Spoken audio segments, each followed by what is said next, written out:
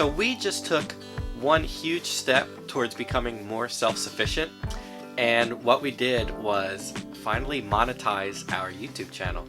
And in this video, I want to talk about how that happened, how long that happened, what that means, and I also want to share some tips to other smaller creators. And I know there's a ton of them out of there because I'm still one of them, and for a long time I was one of those small creators that was watching other channels, bigger channels, looking for advice on how to grow my audience. So in this video, I want to give some of you smaller creators 3 tips that will help you get monetized faster than I did, and it took me quite a long time, so stick around. So it took me quite a few years to finally figure out the formula to be successful somewhat on YouTube. I'm still a small channel, but I think it's important to recognize progress when you're making progress towards a big goal, and this was one. And even if you're not interested in monetizing your YouTube channel or know what even that is, stick around because you might find this info interesting anyway. Hello, welcome back to Once Upon a Tiny Farm. My name's Drew. Okay, so for those that don't know, YouTube has a partner program where creators can come onto YouTube and share in the revenue from ads that show up on their videos. But in order to become monetized on your channel, you have to have 1,000 subscribers, and you also have to have 4,000 watch hours, watch time from viewers.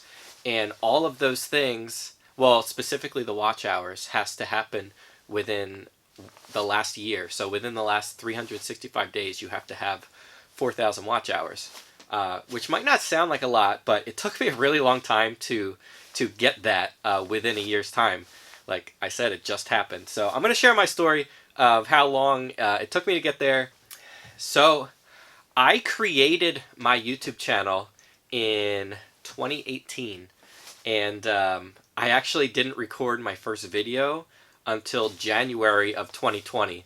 So I wasted so much time because I'm a perfectionist and I wanted my first video to be this amazing thing, and I had all these ideas of how I wanted it to be, and what I ended up doing is wasting a ton of time trying to put out this perfect video when I should have just shared my story of what I wanted to share and just put it out there. Because the thing is with making videos on YouTube, there's a big learning curve if you're not familiar with using a camera, and if you're not familiar with editing videos and making it entertaining, or trying to make it entertaining. It takes a long time to figure all that out, and the only way, for me at least, to figure out how to do things is just by doing them.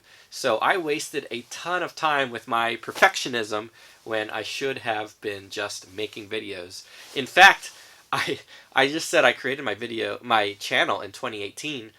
I spent all of 2017 just wanting to create a YouTube channel. I was thinking about it all the time, but I was just in this thinking phase for over a year. 2017, all I was thinking about was creating my YouTube channel and how I wanted to do it. But I didn't actually do anything. I was just in that, I was just thinking how I wanted to do it. But then I finally created my channel in 2018, but I didn't post a video for over a year until January of 2020. And I actually think that first video I'm happy with, but those first couple videos that I did, actually probably my first 100 videos, were not very good. And I can admit that. I was just learning how to make videos, but I just really wanted to do it. You really have to remember why that you're making the videos, and the reason that I wanted to make a YouTube channel was that I felt like what we were doing here on our homestead was unique, and I wanted to share our story, and I also wanted to have a kind of video journal to look back on when we're older and our kids are older, to show them, to look back and see what we did and all the progress that we made. I think that's really important and will be good for them as they're older to see what their parents did. So that's why we wanted to make our YouTube channel. So when I first started my channel, I knew that I could make money eventually on this channel, but that wasn't why I started the channel. That was like a far-off dream of, oh, how amazing would that be if YouTube could pay us for, ads and stuff on our videos, that would be great. But that wasn't why I started our channel.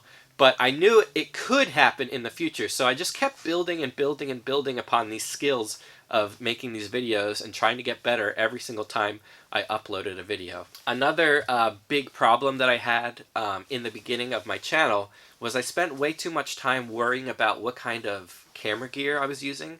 I spent way too much time watching videos on camera gear and thinking that if I just had the perfect camera and the perfect stuff to film my videos, that, you know, everybody would watch my videos because of how great they looked.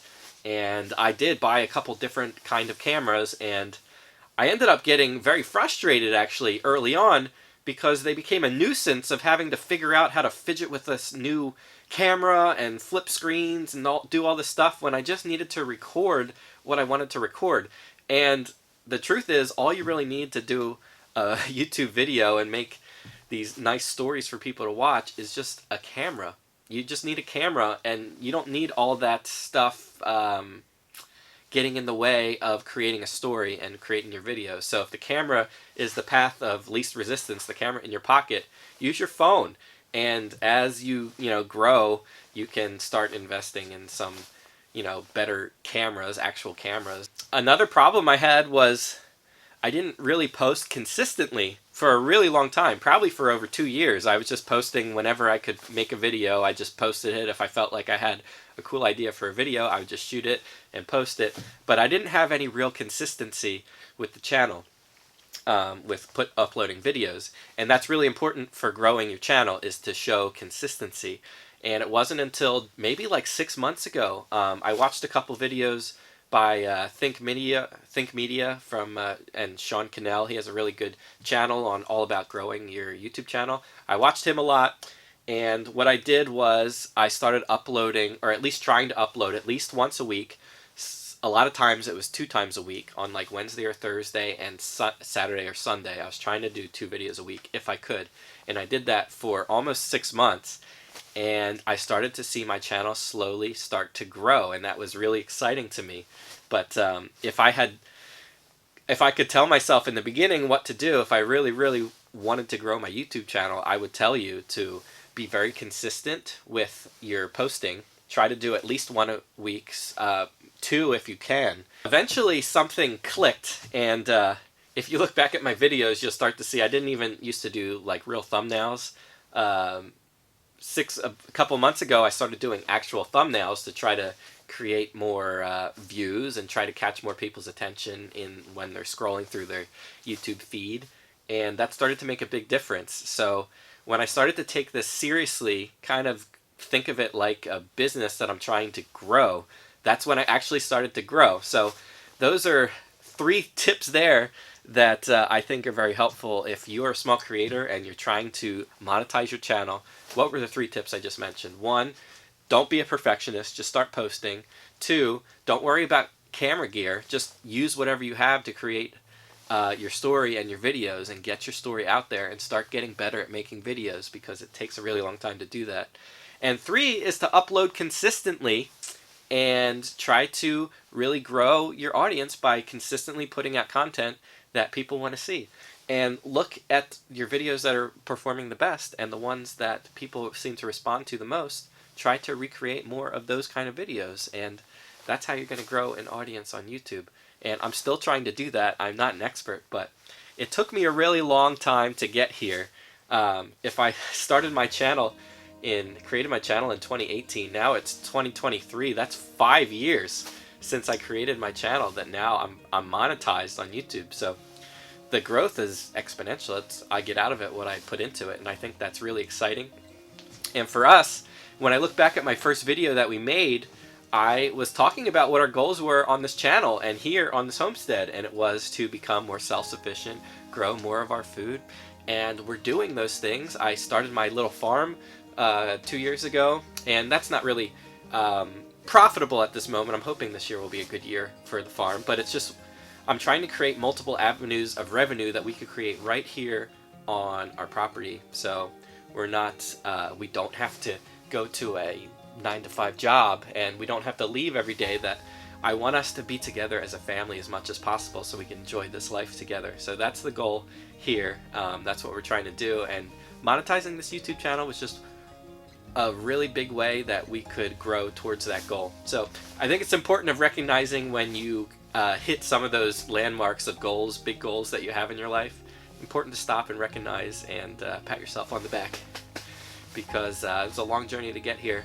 And if you're trying to get there, don't give up. Keep working towards your goal. Stay focused and driven, and you'll get there. And that's all I wanted to share in this video. I appreciate all of you watching. If you're new here, please hit the subscribe button to subscribe to our channel. I'd really appreciate it. We've gained a bunch of new followers since I hit. It was so hard for me to get from 900 subscribers to 1,000. And then once I hit 1,000, I gained like 200 more subscribers. So I have a bunch of new subscribers here. Thank you all for being here. Like this video if you found it helpful. I'd really appreciate it. That would help us out. And yeah, subscribe for more videos on homesteading. I don't normally talk about this kind of stuff, but I think it's important in the grand scheme of things of what we're trying to do here to become more self-sufficient. We need to be able to make some money here to become self-sufficient. So there we go. That's going to wrap up this video. Thank you for watching. We'll see you in the next one.